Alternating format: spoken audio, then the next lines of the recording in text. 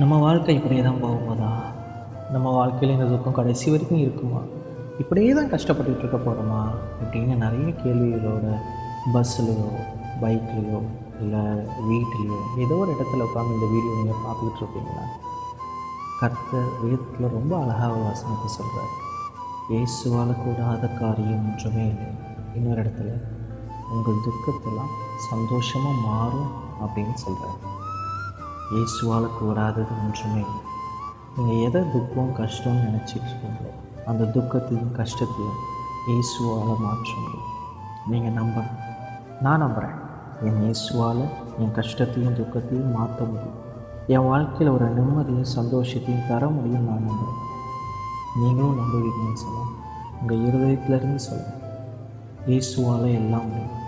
என் வாழ்க்கையை மாற்ற என் இயேசுவால் கூடும்.